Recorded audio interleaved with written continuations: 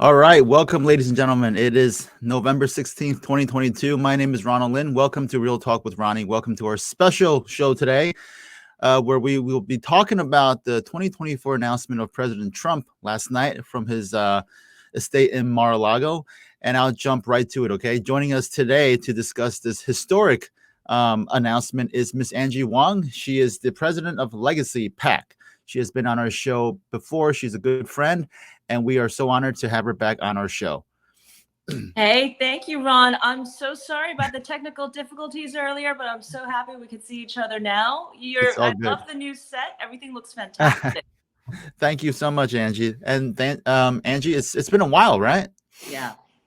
I think the last time you were on my show was like, I don't know, must have been like 8 months ago, right?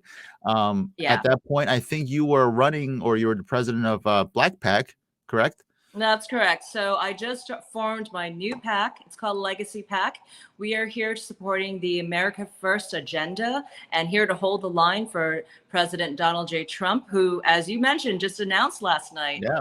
It was historical, and it was amazing to be at his house with all his loved ones and the political world. It was quite the show.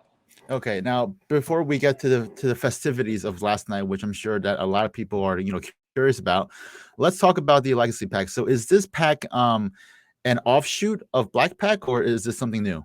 No, this is a brand new PAC. We actually formed this PAC to roll into the 24 presidential elections.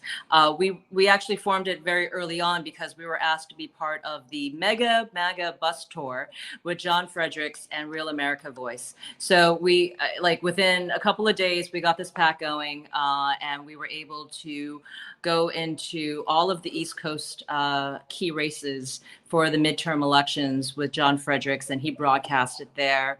We were able to meet senatorial candidates, congressional candidates, gubernatorial candidates, and then we ended the tour at the Dr. Oz watch party on election night. Okay, now speaking of Dr. Oz, that's kind of like a disappointment, right?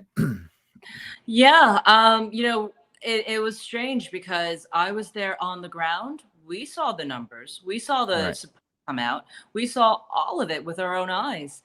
So it was really shocking that these numbers were so marginal, and it made very little sense. We're still doing the autopsy on all these races. So there's a lot of numbers that do not make sense historically, especially when you have inflation as to where it was, gas prices, and people not able to heat their homes or eat, So I don't know. You can't tell me that the American man voted for abortion over the economy this year, but that is essentially what the voting data wants us to believe. Right. That's what we're forced to swallow, right? That all this happened despite all indications that there would be a massive red wave. What are your thoughts on people now who are blaming the lack of red wave on President Trump? Well, look, I think on election